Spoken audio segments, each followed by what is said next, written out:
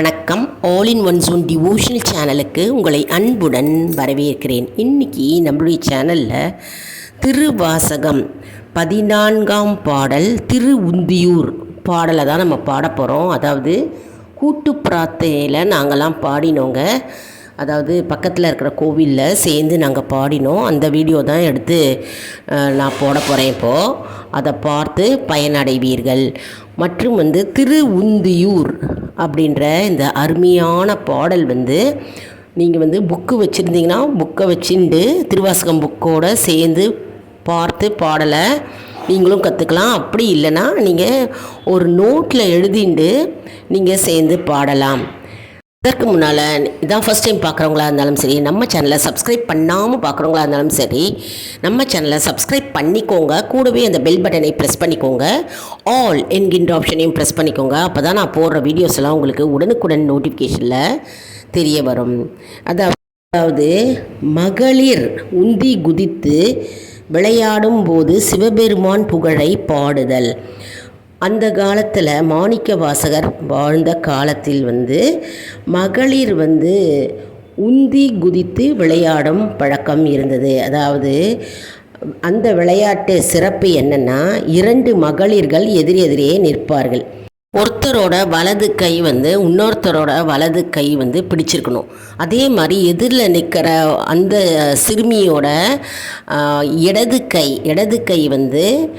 அவங்க எதிரில் நிற்கிற இன்னொரு சிறுமியோட இடது கை பிடித்திருக்கணும். 2 கால்களும் அவங்க நல்லா ஊனி கால் நிலத்தில் ஊனி இருக்கணும்.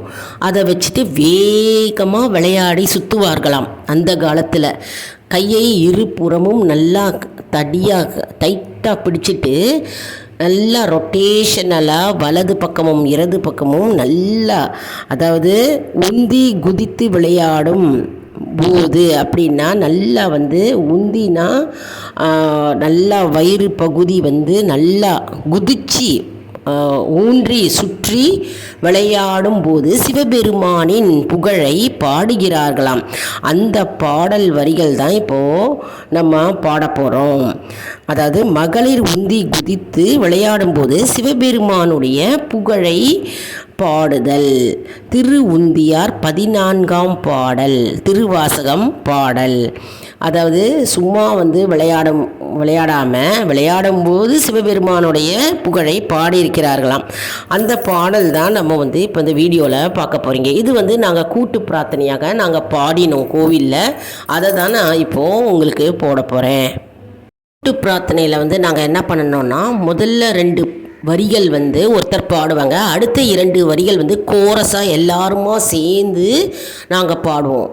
அடுத்த பாடலை திரும்பவும் ஒருத்தர் மேலே 2 வரிகளை ஒருத்தர் பாடுவாங்க. திரும்பவும் அடுத்த 2 வரிகள் எல்லாரும் கோரஸாக சேர்ந்து பாடுவோம்.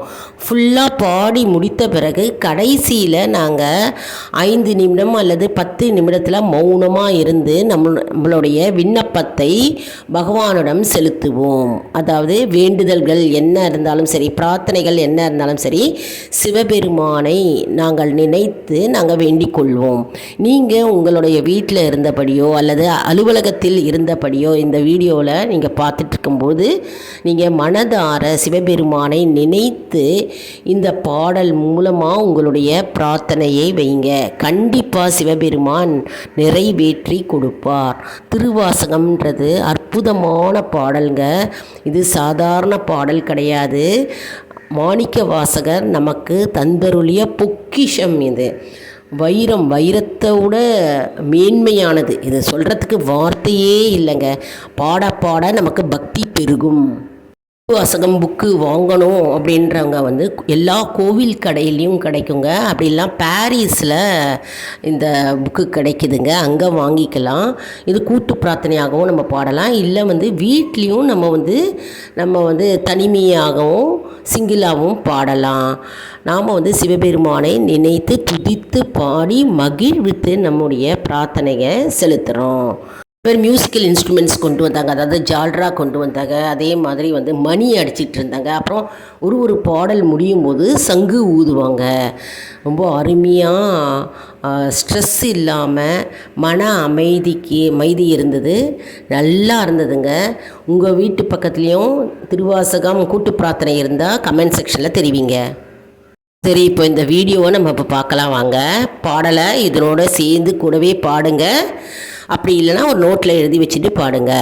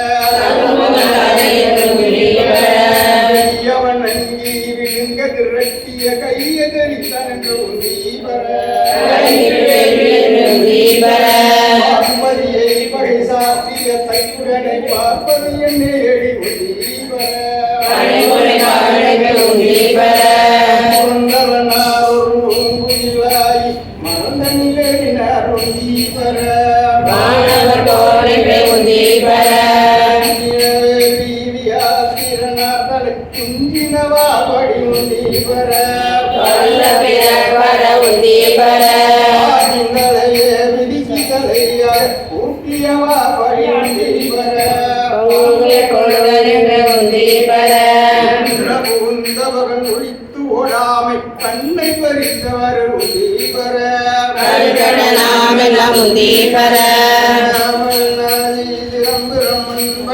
சோமன் நெறித்து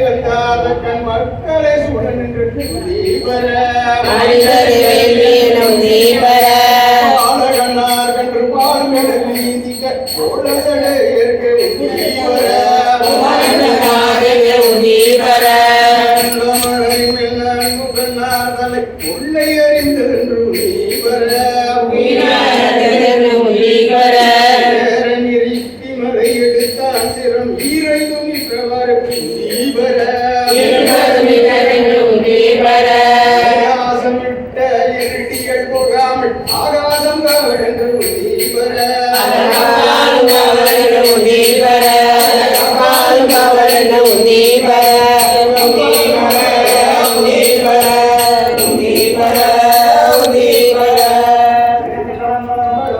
பாடலை பார்த்துருப்பீங்க, எவ்வளோ அருமையாக இருக்குது பாருங்கள். நீங்களும் வந்து புக்கு வாங்கிட்டீங்கன்னா நீங்கள் வந்து இதோட கூட சேர்ந்து பாடலாம். இந்த புக்கு வந்து பெரிய சைஸ்லேயும் கிடைக்குது, சின்ன சைஸ்லேயும் கிடைக்குதுங்க. அதே மாதிரி பெரிய சைஸில் பார்த்திங்கன்னா லெட்டர்ஸ் எல்லாம் பெருசாக இருக்கும், நல்லா பெருசாக இருக்கும், நல்லா வந்து ஃப்ரீயாக நல்லாவே படிக்கலாம். சின்ன சைஸும் ஹேண்டியாகவும் கிடைக்குதுங்க இந்த புக்கு. எல்லா கடைகள்லேயும் ஆல்மோஸ்ட் கிடைக்குது, வாங்கிக்கோங்க. புக்கு இருக்கிறது நல்லது. சிவன் கோயிலில் இதோ இன்றைக்கி திங்கக்கிழமை, இன்றைக்கி வந்து திருவாசகம் நம்ம வந்து படித்தா ரொம்ப நல்லது. திங்கக்கிழமை தோறும் திருவாசகம் படிக்கிறதுன்றது கூட்டு பிரார்த்தனையோ அல்லது நம்ம தனிமையாகவோ உட்காந்து வீட்லேயோ அல்லது கோவில்லையோ பாடினா வந்து அவ்வளோ நல்லது, நல்ல பலன்களை தேடி தரும். ஒரு அற்புதமான பலன் தரும் திருவாசக சிவன் பாடல் இது. அதனால் எல்லாரும் கேட்டு பயன்படுவீர்கள். மற்றும் வந்து இந்த வீடியோ உங்களுக்கு மிகவும் பயனுள்ளதாக இருக்கும் என்று நான் நம்புகிறேன். இந்த வீடியோவுக்கு ஒரு லைக் கொடுங்க, இதை மற்றவர்களுக்கும் ஷேர் செய்யுங்கள். நான் அந்த புக்கு எப்படி இருக்குதுன்னு நான் காட்டுறேன் பாருங்கள். என்னோடய புக்கை காட்டுறேன் பாருங்க. என்னோடய புக்கு இது பெரிய சைஸ் புக்கு, நல்லா லெட்டர்ஸ் எல்லாம் பெருசாக இருக்கும். திருவாசகம் நமச்சிவாய வாழ்க. திருவாசகம், திருத்தில்லை பார்க்கடல் புக்கு பெரிய சைஸ்லேயும் கிடைக்குதுங்க, சின்ன சைஸ்லேயும் கிடைக்குது. இது பெரிய சைஸு, சின்ன சைஸ்லேயும் வச்சுருக்கேன். நம்ம வந்து இன்றைக்கி கூட்டு பிரார்த்தனையாக பாடினது திருவுந்தியார். இந்த பாடல் தான் நம்ம இன்றைக்கி பாடியிருக்கிறோம். இந்த கூட்டு பிரார்த்தனையாக நிறைய இது போன்ற பாடல்கள் வந்துக்கிட்டே இருக்குங்க. நம்ம சேனலை ஃபாலோ பண்ணுங்கள். ஃபாலோ பண்ணிங்கன்னா உங்களுக்கு கரெக்டாக தெரிய வரும் என்ன பாடல் பாடுகிறோம் என்று. மேலும் ஆல் இன் ஒன் ஜோன் அன்பர்களுக்கு ஒரு அன்பான வேண்டுகோள். நம்முடைய கம்யூனிட்டி போஸ்ட்டில் கேள்வி பதில் நேரம் வருங்க. அந்த கேள்விகளுக்கு பதில் தாங்க. இதன் மூலம் நம்முடைய ஆன்மீக பயணம் எப்படி இருக்கிறது என்பதை நாம் தெரிந்து கொள்ளலாம் இல்லையா? இது வந்து சப்ஸ்கிரைப் செய்தவர்களுக்கு மட்டுமே தெரிய வரும். அதனால் நம்முடைய சேனலை மறக்காமல் சப்ஸ்கிரைப் செய்து கொள்ளுங்கள். அடுத்த வீடியோவில் வேறொரு தலைப்புடன் உங்களை வந்து சந்திக்கிறேன். நன்றி, வணக்கம்.